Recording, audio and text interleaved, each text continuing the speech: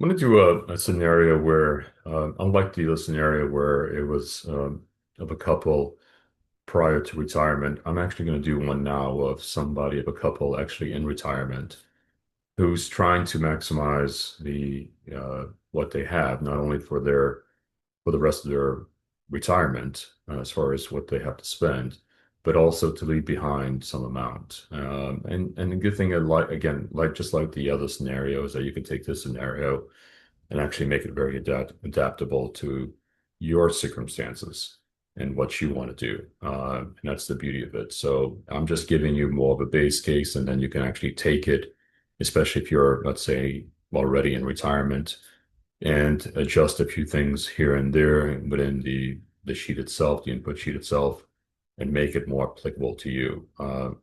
But this, I think this scenario will give, again, people in retirement a good base to start from. So let's just look at the scenario, and then I'll put the information into the input sheet. So it's a husband and wife, husband 68, wife is 67. They're in retirement. They want to run the analysis up until the husband turns 95. And they also want to leave behind 1 million by when the husband turns 95. Income sources, they actually receive 50,000 annually from Social Security. The husband also does do some consulting on the side, and he's expecting to have at least 75K coming in up until he turns 75. As far as investment assets, they have 1.650 million in the IRA/slash 401k accounts. They have 600K in the taxable investment accounts, and they don't have any other contributions going into those accounts. Other than, again, and I'll show you where, especially when it comes to some of the adjustments on the additional income and all that, it will be going obviously into the taxable investment accounts. But again, as far as actually saving, as far as savings, they don't have anything else that they're contributing to those accounts. Their current asset allocation strategy is based on 55% equities, 45% fixed, and they want that to gradually change to 40% equities and 60% fixed by the age of 95 for the husband. Their current expenses are 110K per year, and they want that to sequentially grow at an annual inflation rate of 2.5% up until obviously 95. They do want to make a big purchase, that is a lake house property, by when the husband is actually at 74 years old. Um, the initial down payment is going to be 35K. They want to do a short mortgage term on it of 10 years. They're going to be paying 50K per year, which includes the mortgage, the taxes, and insurance. And they'll pay that for 10 years. And then the estimated value of that lake house by when the husband's 94 is going to be 850K, which will bring that back into the analysis so that it can be part of the 1 million or minimum 1 million that they want to leave behind. Uh, and again, the goal is to really to put all of this information into it, and let's see if we can actually meet their objectives as far as being able to live their lives as just like they want to, and being able to also meet their goal. They're basically they're like an exit strategy by when they turn 94, of leaving behind at least a minimum of $1 million. So I'm going to pause. I'm going to jump into um, the planning tool, and then I'll come right back on.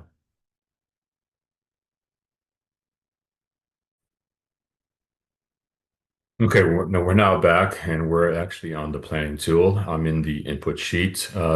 For this analysis, I really don't need any of the simulations that we have in analysis. So these are really designed for people before they retire. For people in retirement, we're going to stick with really the input sheet, and I'll show you how to run the analysis from the input sheet. Um, and so the numbers that, again, based on the scenario is current age 68. That's based on the oldest of the couple, the husband. Expected retirement age 68. They're already in retirement. Expected age to collect Social Security, again, 68 because they're already collecting it. Again, we want to run this analysis until the husband turns 95. They have 1.650 million in the the investment IRA/slash 401k accounts. They have 600K in the taxable investment accounts. They're currently receiving 50K in Social Security.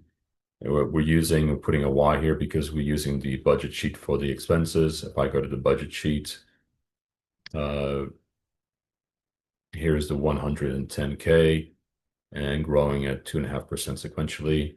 And then I also have the lake house as another adjustment, which is going to happen when the husband turns 74. It's going to be 35K plus 50K for the first year. So it's going to be 85,000. And then I have 50K for the next 9 years of payments that they have to make, again, which includes the mortgage, the insurance, and the taxes. So that's that. And then let me go to sheet two and actually show you where the extra income. So as far as the extra income, the 75K, I have that on the manual adjustments to the after-tax contributions. So 75K up until the husband turns 75.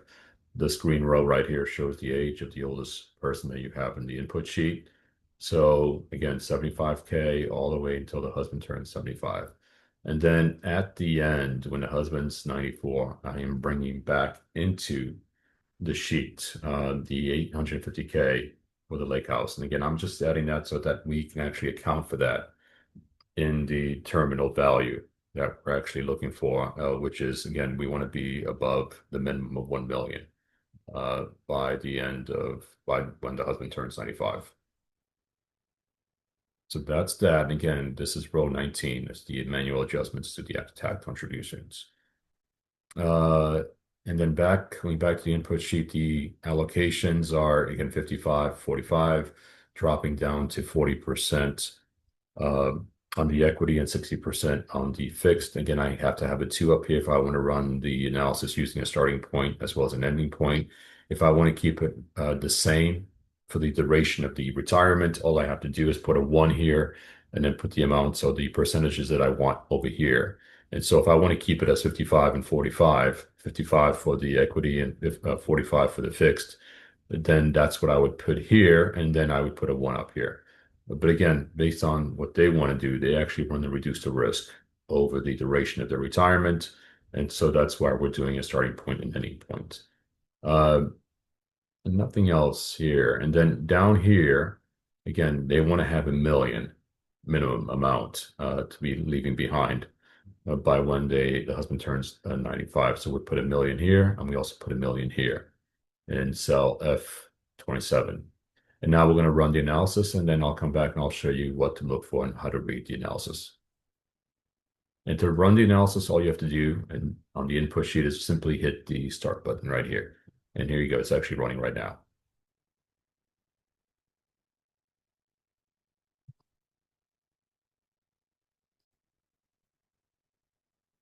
So here are the results. I know I've got several rows here and I've got some different colors, but we're going to look at row 29, which is the red one. And that's basically based on standard investments, again, and also using Social Security because we are actually receiving Social Security in this case. If you wanted to run without actually including the Social Security, that's row 28. Again, standard with no Social Security. And then row 30 and 31 are based on advanced strategies. And obviously those amounts are going to be better. And I'll talk through some of that also.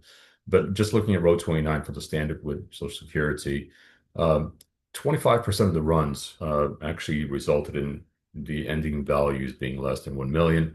But if you look at their averages, they were 544,000, which is not bad. I mean, so they mostly set just below, obviously, 1 million. And then 75%, which is this number right here, was actually above 1 million. And those averages came out to be 2.191 million. So some of them were slightly above 1 million, and then some of them were actually much higher than 1 million for that 75% that were actually above the 1 million. But on average, again, they came out to be about 2.2 million. So 25 and 75. So if you're good with that, then that's great. If you want to actually make this better, then you'd have to go up into the input sheet again and actually make some adjustments. Maybe the husband, maybe when he said 75K per year, maybe it was on the low side. So maybe we can bump that up.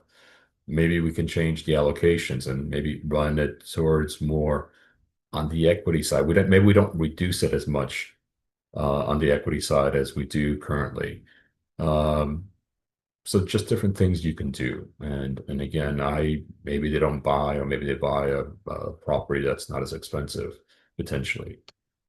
Maybe the value of their maybe being they're being on the low side as far as what they expect the value of that property to be. And so maybe we can increase that. But that's something out there in the future. So I wouldn't mess with that too much. I would be somewhat conservative on that.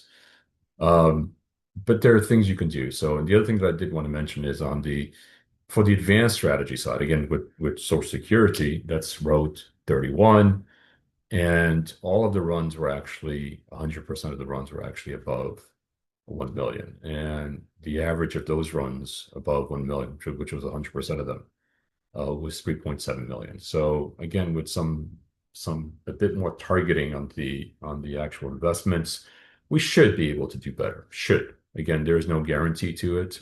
But again, based on a better strategy of not just investing in the S&P 500, you can do slightly better. You should be able to do slightly better, but again, no guarantees on that. But with some more targeting on the investments, yes, potentially we could actually have a much better results, in the future values that we expect to gain or to leave behind in this scenario.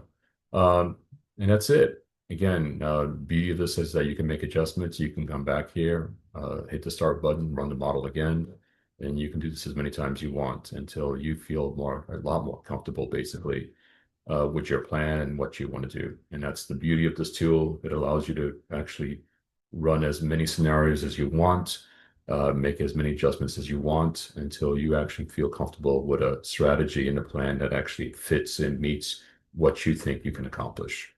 All right, thank you, and we'll talk about some other scenarios in future sessions.